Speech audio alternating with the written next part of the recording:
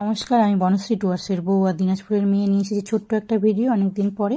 একটু হলেও কিন্তু ভিডিওটা ভালো লাগবে। তোমরা যারা আজকে প্রথম আমার ভিডিওটা দেখছো তো আমি অবশ্যই বলবো যে আমার ভিডিও ভালো লেগে থাকে চ্যানেলটিকে সাবস্ক্রাইব করে প্লিজ পাশে থেকে যারা আগে থেকে সাবস্ক্রাইব করে রেখেছো তোমাদেরকে অনেক অনেক ধন্যবাদ। তো চলো ভিডিওটা শুরু করি। সকাল সকাল একটু ঘুরে এসেছি, তার মধ্যে আমার গলার অবস্থাটা খুবই খারাপ, সেজন্য একটু কাড়া বানিয়ে নিয়েছি, সবাইকে চা বানিয়ে দিয়েছি আর আমি নিজে একটু কাড়া বানিয়ে খেয়েছি। তারপরে এখন সোনামাকে ডাকতে যাব। সোনামা সকালবেলা ঘুম থেকে উঠে গেছে, সেটা ভিডিও করা হয়নি। তো তারপরে সোনামা দেখো এখন কি করছে। রান্না হয় কিন্তু খায় না। এই সকালবেলা বিস্কিট ছিল না, তাই কানকে সোনামা দেখো তার দাদাকে দেখাচ্ছে, সোনাদাকে দেখাচ্ছে।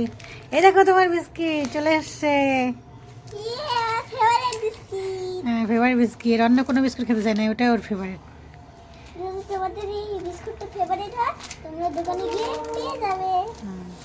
এই দেখো সোনামা দেখো গোলাপ ফুলটাকে রেখে ছবি আঁকাচ্ছে।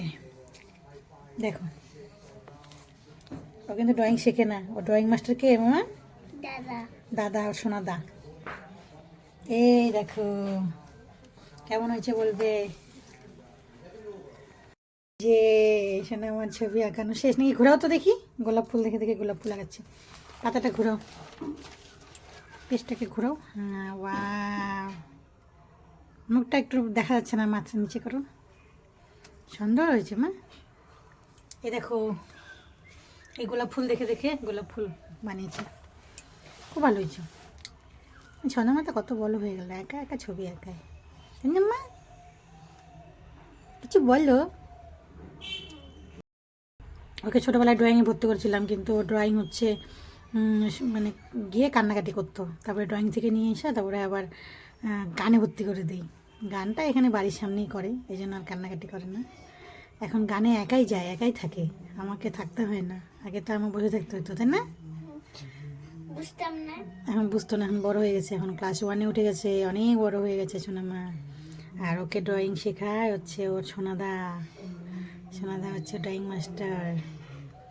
আমিও পরে ড্রয়িং মাস্টার হব। পরে ও ড্রয়িং মাস্টার হবে। ঠিক আছে, টাটা করে দাও। Tata, bye. আজকে আর সকালবেলা রান্না কিছু আমি তুলিনি, আজকে সোজা চলে এলাম একদম দুপুরবেলায়। তার মধ্যে আজকে রান্নার যে আয়োজন সবগুলোই হচ্ছে খুব বিরক্তিকর রান্না। কারণ হচ্ছে শাক নিয়ে এসেছে, ছোটো মাছ নিয়ে এসেছে, এগুলো করতে তো অনেক সময় লাগে, তাই না? তো শাক ভাজতে আর ছোটো মাছ করতে এগুলো খুবই সময় লাগে। তো আগে ছোটো মাছটা নিয়ে এসছে, তো ভাবলাম তার মধ্যে চিকেনও নিয়ে এসছে, সেই জন্য ছোটো মাছটাকে একটু পাতলা করে ঝোল করে নিলাম। তাহলে শাশুড়ি মার এটা দিয়ে হয়ে যাবে, বাঁধাকপি শাক ভাজা আর ছোটো মাছ দিয়ে শাশুড়ি মার হয়ে যাবে মাছের ঝোল দিয়ে। আর তারপরে পরে একটু চিকেনটা করে নেবো, চিকেনটা আমাদের জন্য। মানে চিকেন আনলে পরে ছোটো মানে মাছ আমার একটু আলাদা করে করতে হয়, আর মাটন আনলে তো আর মানে সমস্যা হয় না। যেহেতু শাশুড়ি মা চিকেন খায় না, সেজন্য আমার একটু মাছের আবার ব্যবস্থা করতে হয়। তো সোনামার এতক্ষণ ধরে যে ভিডিওটা দেখেছো আর তার সঙ্গে যে আমার রান্নার ভিডিওটা তোমরা এতক্ষণ ধরে দেখেছো, সেই জন্য কিন্তু অনেক অনেক ধন্যবাদ। আর আমি প্রত্যেক দিন বড় ভিডিও দিতে পারছি না, মানে এতই বড় ভিডিওটা রেডি করা, তার সঙ্গে কথা বলা, তার মধ্যে আমার গলার অবস্থাটা খুবই খারাপ। মানে কাশিটা কমছে আবার বাড়ছে, এই অবস্থা চলছে। তো কাশির থাকলে পরে দেখবে যে কথা বলতে না, মানে কথা বলাও যায় না, কথা বলতে বলতে অনেক সময় আমার কাশিও উঠে যায়।